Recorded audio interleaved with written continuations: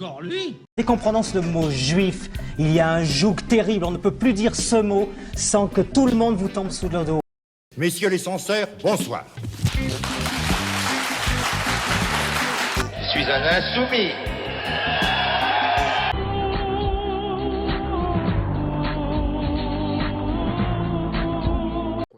Écoutez, aujourd'hui, bien évidemment, il y aura une réponse.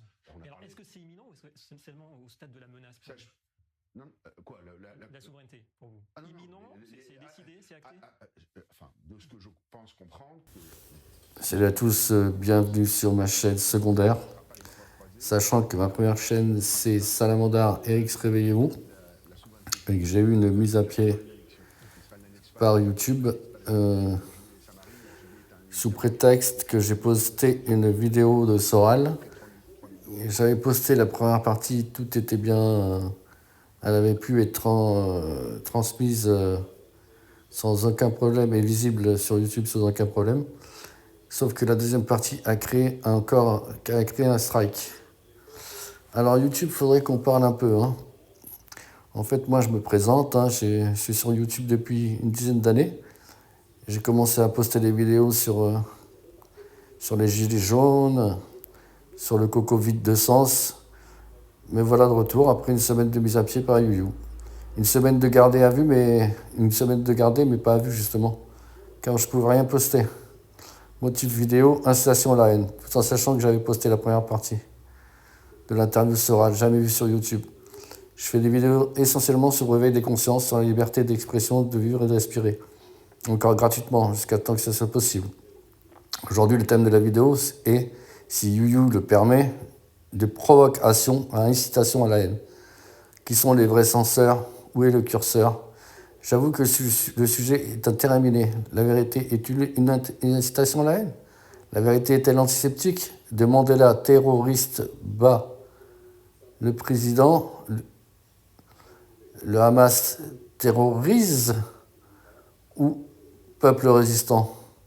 Je sais que la liberté d'expression est restreinte, mais là, faut pas déconner, vous allez censurer jusqu'où comme ça?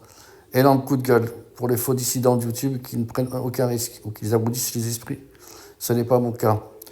Du coup, je suis shadowbanné, pas banni, mais sur la sellette. À chaque instant, ma chaîne peut sauter. Et c'est bien dommage, car j'essaye de vous transmettre ce qu'on transmet. Ne pas avoir peur de dire la vérité et de montrer des images factuelles. Comme diraient les poètes arseniques, si tu kiffes pas Renoir, t'écoutes pas et tu regardes pas, et puis c'est tout. Quant aux autres, merci de me soutenir en vous abonnant. En vous abonnant. Ça, c'est ma chaîne de secours. Alors, prenez soin de vous et à votre liberté. Éteins ta télé et allume et garde ton cerveau allumé. Merci de m'avoir écouté jusqu'au bout. J'essaierai de reposter des vidéos sur ma chaîne principale. Sinon, je vais essayer à travers cette nouvelle chaîne, j'essaierai de poster des vidéos. Merci de mettre des commentaires, abonnez-vous. Et si vous me soutenez, vous soutenez la liberté d'expression. Prenez soin de vous et de vos proches. Bon, alors, c'est pas vraiment le titre, c'est la première phrase. J'adore, alors c'est le meilleur moment pour moi, c'est arriver sur scène en disant on me dit que des juifs sont glissés dans la salle, j'adore dire ça. Alors c'est vraiment, il est très drôle ce sketch. Il est ambigu surtout. Il est ambigu, c'est vraiment toujours sur le fil du rasoir. Oui. D'ailleurs, les gens n'osent pas... Il y a quand même... les antisémites n'osent pas rire dans ce sketch, en réalité. Et les juifs se croient obligés de rire. Le sketch de Desproges pourrait-il encore sortir aujourd'hui? Je suis fier d'être citoyen. Nous avons posé la question à Alain Jakubowicz, le président de la LICRA. Écoutez, ça ressortirait aujourd'hui. C'est vrai que le seuil de tolérance n'est plus le même qu'à cette époque-là. D'abord, on vit dans une période de crise, et c'est vrai que dans les périodes de crise, l'humour n'est pas perçu de la même façon que dans les périodes qu'au cours des 30 Glorieuses. La société a changé. Donc ça passerait pas? Je crains que ça ne passe pas. Et pourquoi ça passerait pas? Parce que nous sommes dans une période de repli identitaire, de repli communautaire. Ça veut dire que si ce sketch ressortait aujourd'hui, vous iriez en justice? La question se poserait. Attention, ne me faites pas dire ce que je n'ai pas dit, je n'ai rien contre ces gens-là. Bien au contraire. Vous savez, je suis fier d'être citoyen de ce grand pays, de France, où les juifs courent toujours. Je me méfie des rumeurs. Vous savez, quand on me dit que si les Juifs allaient en si grand nombre à Auschwitz, c'est parce que c'était gratuit, je pouffe.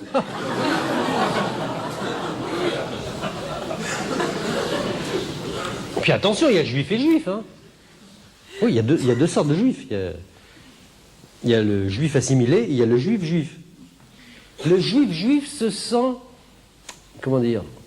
Il se sent plus juif que fourreur, vous voyez?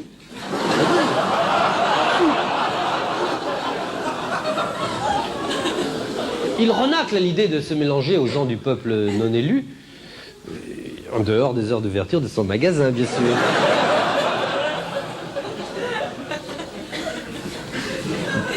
Dès son plus jeune âge, il recherche la compagnie des autres juifs. Et c'est pas toujours facile. C'est vrai, naguère encore, les juifs avaient les lobes des oreilles pendants, les doigts et le nez crochus, et la bite à col roulé, hein.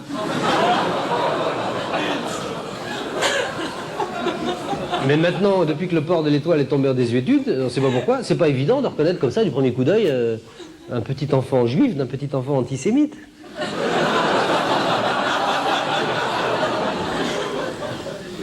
Les juifs, ça revient souvent quand même dans tes bouquins, hein. Il y a une... Oui. C'est un thème qui t'est cher. Moi, je suis né en 1939.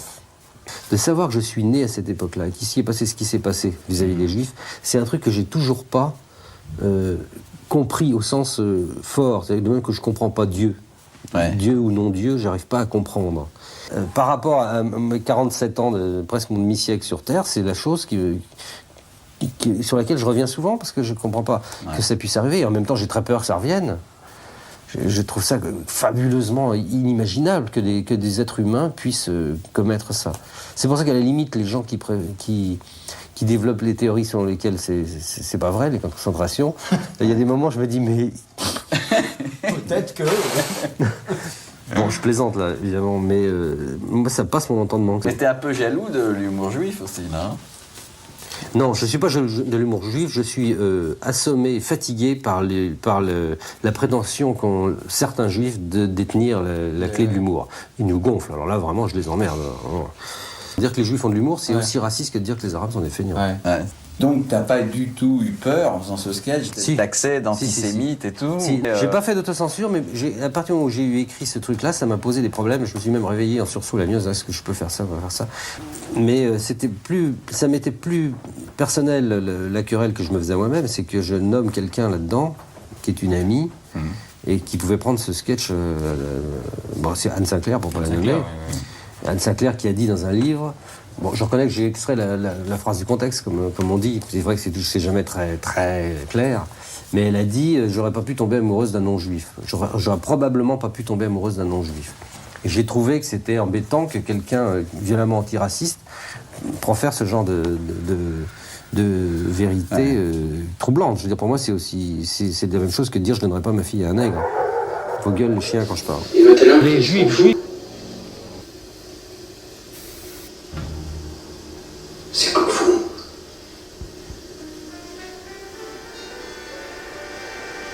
C'est la guerre.